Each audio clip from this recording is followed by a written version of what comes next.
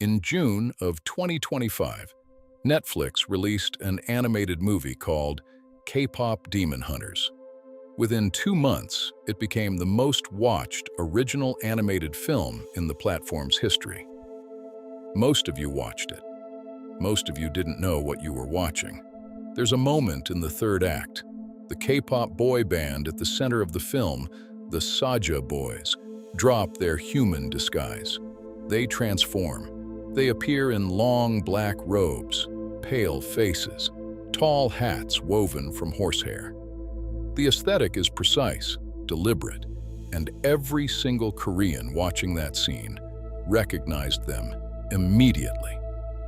Because what the Saja Boys turned into in the third act of a 2025 Netflix movie is one of the oldest figures in Korean folklore.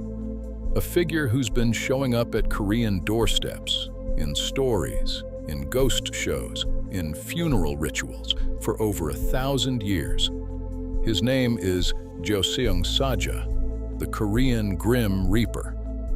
But here's where this gets strange. He is nothing like the Western Grim Reaper. He doesn't carry a scythe. He doesn't have a skull for a face. He doesn't lurk. He shows up at your door, fully dressed, in formal clothes, and politely tells you it's time to go. And this is the part that will sound impossible if you grew up on Western stories about death. Sometimes, in the right story, you can talk him out of it. Korean death has rules. Korean death has a uniform, paperwork, a chain of command. The Grim Reaper isn't death itself. He's an escort, a civil servant of the afterlife. And like any civil servant, he can be confused, delayed, tricked. He can take the wrong person. This is not a story about death the way the West tells it. This is a story about how a culture decided that even the end of everything should follow procedure. So let me tell you what you actually saw in that movie, and what you've been seeing, without knowing it, in every Korean drama, every K-film, every ghost story for the last 1,000 years. Start with the look, because the look is what every Korean recognizes instantly and what most non-Koreans walk right past. The Jeoseung Saja wears a hanbok, traditional Korean clothing, but specifically a black one. Long black robes that fall to the floor. The face is pale, almost chalk white, and on his head he wears a gat, a tall hat made of woven horsehair and silk with a wide, flat brim. This hat is the giveaway. In Korean visual culture, a man in a gat is either a Joseon-era scholar or something else. The image was around for centuries in folk tales and shamanic paintings, but the version everyone now imagines, the pale-faced man in the black robes and the gat, was largely cemented by a Korean TV show. In the 1970s and 80s, KBS aired an anthology series called Korean Ghost Stories. It ran for years, and every Korean child who watched it carries the same image of what death looks like when he comes to your door. Now, here's the thing the West gets wrong. The Jeoseung Saja is not death. In Western mythology, the Grim Reaper is death personified. He arrives. He swings the scythe. The deal is done. The Reaper is the executioner. In Korean mythology, the Jeoseung Saja is something else entirely. He's an escort, a guide, a messenger. He doesn't kill anyone. He arrives after the body has already begun its transition, and his job is to take the soul somewhere, specifically to the underworld court of King Yomna, the ruler of the afterlife. The Reaper is a bureaucrat. The killing has already happened. He just handles the paperwork. This single difference changes everything about how Korean stories treat death. Western death is an event. Korean death is a process. Western death is one figure with a weapon. Korean death is a whole administrative system. with hierarchies, uniforms, and stamped documents. And in Korean shamanism, the traditional spiritual practice that still exists in Korea today, the Jeoseung Saja almost never comes alone. He comes as three. This is the part most non-Koreans don't know. In Korean funeral rituals from the Hwanghae province in what is now North Korea, families used to set out 3 bowls of rice, 3 pairs of straw shoes, 3 sets of chopsticks. The offerings weren't for the dead. They were for the 3 escorts who were coming to pick the dead up. Travel rations, hospitality. Even in death, Koreans were polite to the people who came for you. Watch Along with the Gods, the 2017 Korean film that pulled in over 14 million viewers in Korea alone. The poster shows 3 black-robed figures escorting a fallen firefighter to the underworld. That's not invention. That's an accurate depiction of a 1,000-year-old folk belief. In K-pop Demon Hunters, you saw 5 Saja Boys instead of 3. That's creative liberty. They needed a 5-member K-pop band aesthetic. But the visual language, the robes, the hats, the otherworldly composure that came from somewhere very old. Now here's where the Korean story of death gets genuinely strange. Because if death is a procedure, and procedures have rules, then procedures can be broken. I want to tell you a few of the stories Korean grandmothers have been telling for centuries.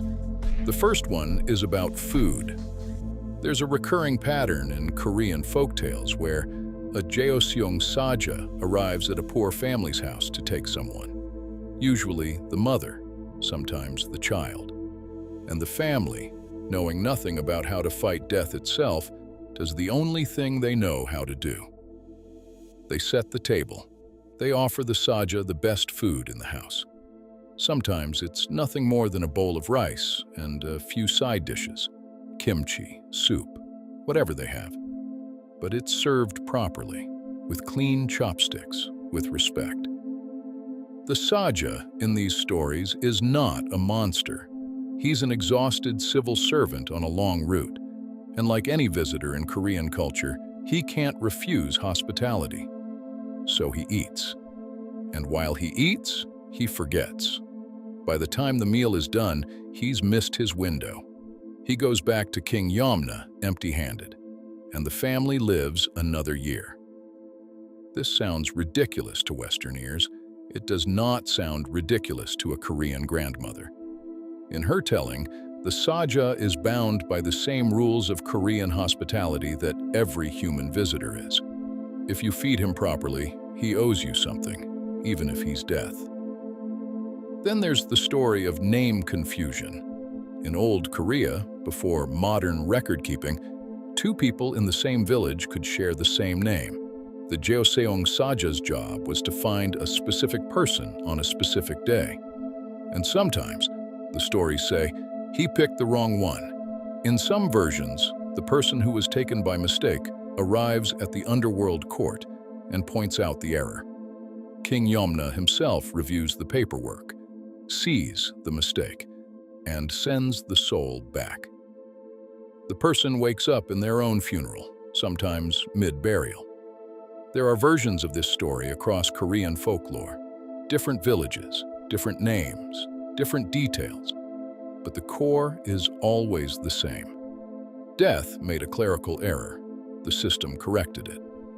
The third pattern is the swap. In these stories, someone facing death finds a way to confuse the Saja about who exactly they are. They wear someone else's clothes. They lie about their name. They hide their face. The Saja, working from incomplete information, takes someone else, or takes nobody. And the person who was supposed to die doesn't. These stories are not unique to one region or one century. They're everywhere in Korean folklore. The version your grandmother told you in Busan is different from the one your friend's grandmother told her in Daegu, but the structure is identical. Death came. Death was confused. Death was outsmarted. Think about how strange this is. In the Western tradition, you can't outsmart the Reaper. You can run, you can hide, you can bargain, but the Reaper always finds you, and the bargain is always a trick. The Reaper wins. The Reaper has to win. That's the entire premise. In Korean stories, the Reaper sometimes loses, not because he's evil and gets defeated, because he's a worker, doing his job in a system that has loopholes. And Koreans who have lived under bureaucratic systems for thousands of years know that every system has loopholes. In 2017, a Korean film called Along with the Gods, The Two Worlds came out. It pulled in over 14 million viewers in Korea, a country of 51 million people. The sequel pulled in another 12 million. It was, by box office, one of the biggest franchises in Korean cinematic history. The film follows a firefighter who dies on duty and is escorted by 3 Jeoseung Saja to the underworld. There, he must pass through 7 trials in 7 different hells, each one judging him for a specific kind of sin: the hell of murder, the hell of laziness, the hell of lies, the hell of betrayal, the hell of violence, the hell of unfilial behavior, the hell of broken bonds. It's a beautifully made film. It's full of CGI, dramatic court scenes, demonic prosecutors, and 7 different kings of 7 different hells. And here's the part that surprised even some Korean viewers when they learned it. It's not made up.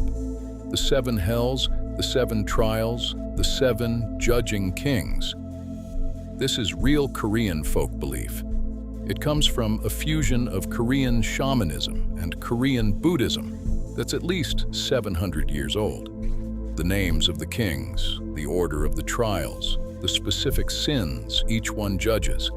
You can find them in old Korean Buddhist texts and shamanic ritual records.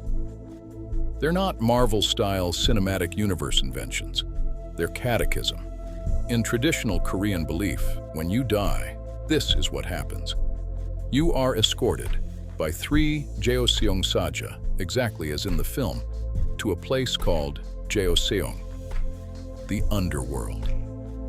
There, you face the first of 7 kings who rule the 7 hells. Each king specializes in a particular type of sin. They review your life, they render judgment, and depending on what you did, you move on to the next trial, or you stay indefinitely in their hell. If you pass all 7 trials, you proceed to reincarnation. The cycle continues. If you fail, you're stuck. Think about what this means. The Korean afterlife isn't a destination. It's a courtroom, or rather, 7 courtrooms in series. Death isn't a moment. It's a 49-day legal process. Yes, 49 days. That's how long the traditional belief says it takes a soul to pass through all 7 trials, which is why Korean Buddhist funerals traditionally hold memorial services every 7 days for 7 weeks. They're tracking the trial schedule.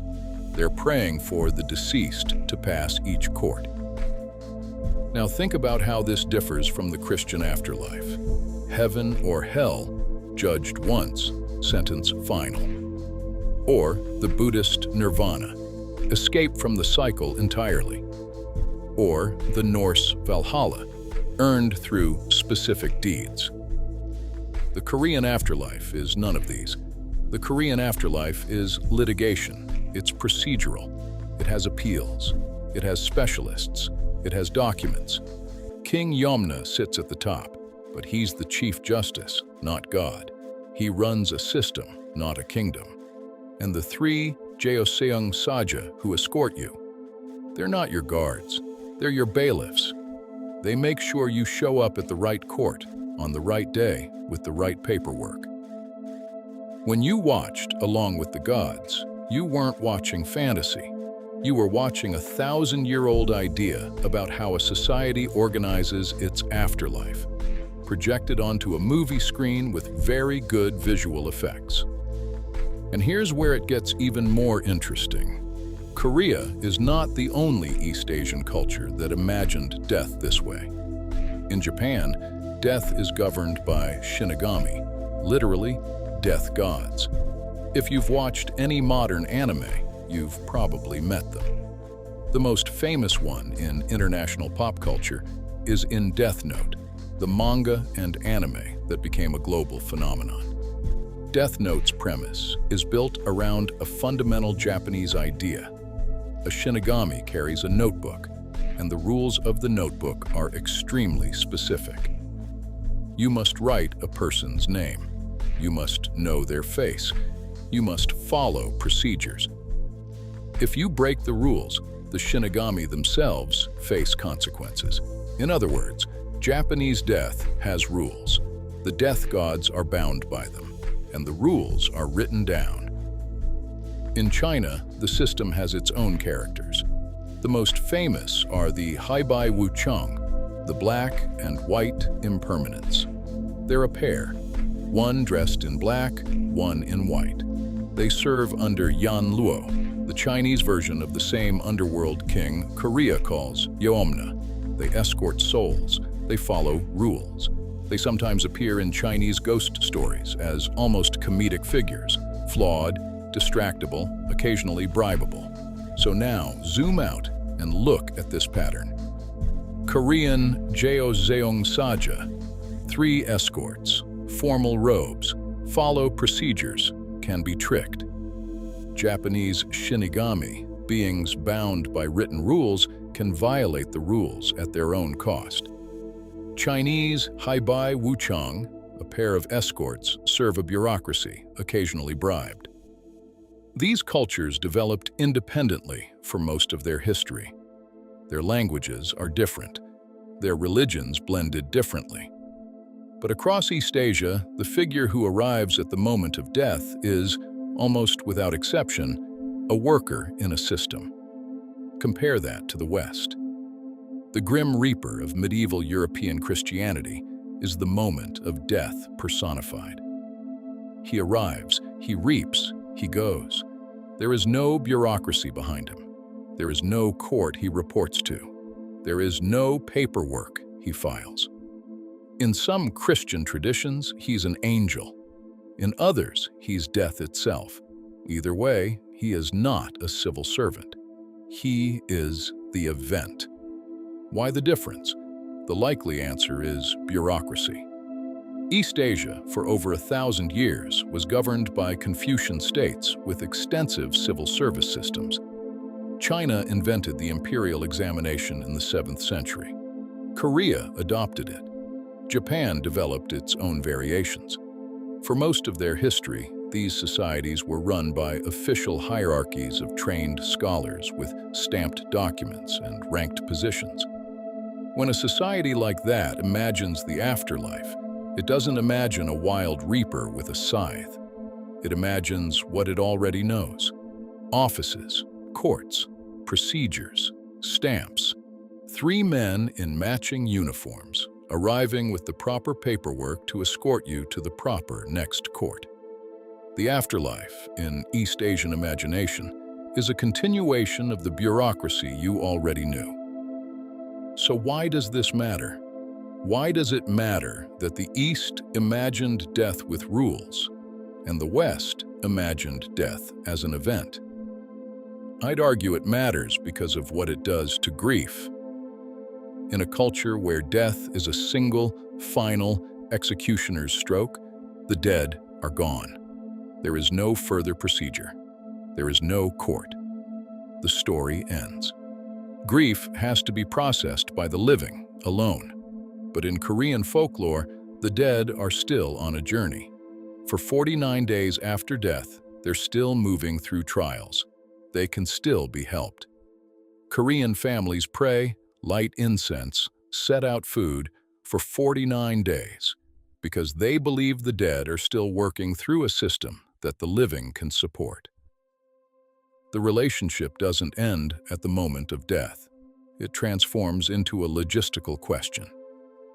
Can we help them through the trials? This is why Korean ghosts, in Korean stories, almost always have unfinished business. Because in the Korean imagination, death rarely finishes anything cleanly. It's a transition. And transitions, by definition, can go wrong, can be interrupted, can be reversed. Death in Korea isn't the end of the story. It's the negotiation of one. So next time you watch K-pop demon hunters and the Saja Boys reveal themselves, or you put on Along with the Gods, or a black-hatted man steps out of the shadows in any Korean drama, you're not watching a horror trope. You're watching a 1,000-year-old idea that death has a uniform, a process, and rules you might just be able to bend. If you've got a story about death from your own culture, your version of the negotiation, your version of the rules, drop it in the comments. I want to hear how your culture talks back to death. I'm the Anonymous Korean, and this is But Why Korea? I'll see you next time.